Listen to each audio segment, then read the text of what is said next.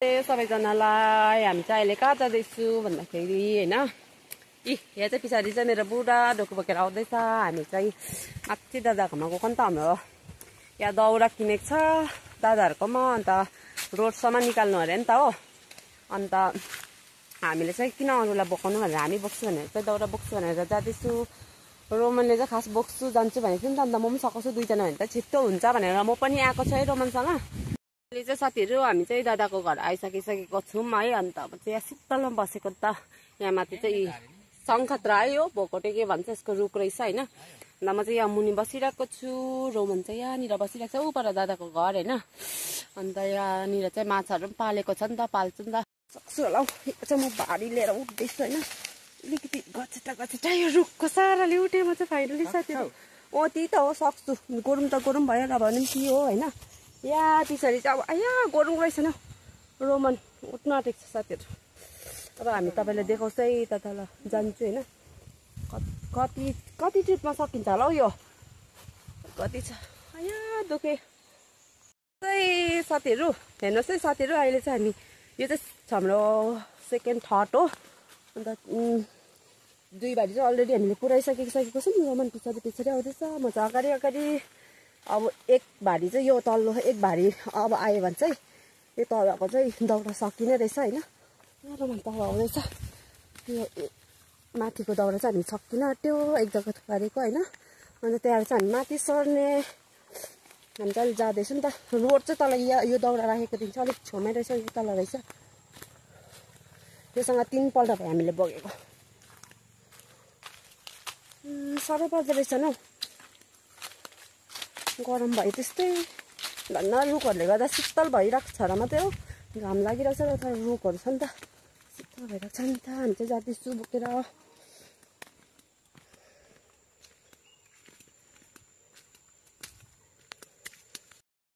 अहिले चाहिँ साथीहरू हामी चाहिँ यहाँ बसिरहेको छौँ है। रोमन पनि यहाँ बसिरहेको छ म पनि यहाँ बसिरहेको छु।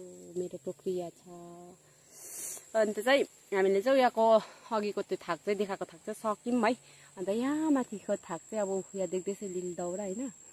यो चाहिँ बोक्दैछु एकपल्ट लगिसकिसक्यौँ। अब कति खेपमा सक्छ हो। अन्त अर्को त्यहाँ माथि पनि छ अरे एक जग्गा 2 जग्गा छ अब यो सकेर अझै हो। हेर्नुहोस् न पसिना भइरहेको छ। रोमन पनि रोमनको पछाडि चाहिँ पुरा दाउराको झुस लागिरहेको छ होइन।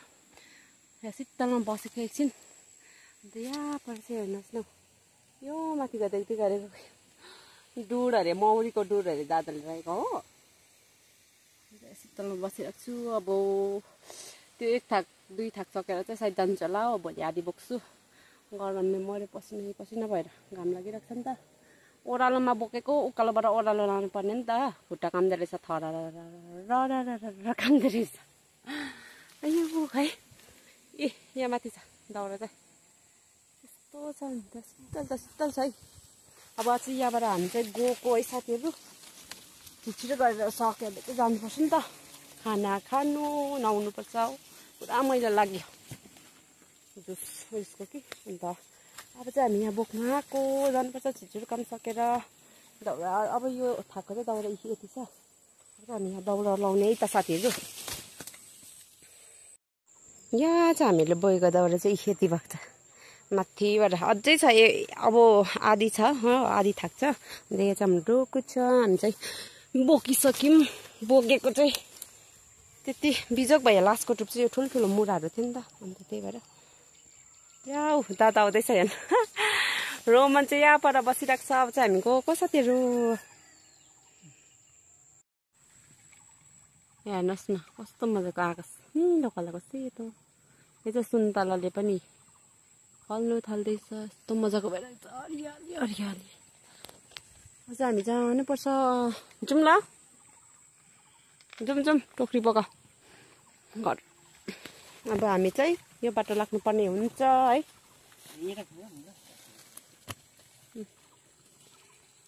यहाँ चाहिँ माछा दादाले पालेको हो देख्दैछ नि। यो चाहिँ माछा कत्रो पानी यसरी हाल्दैछ नि त्यहाँबाट कत्रो माछा है।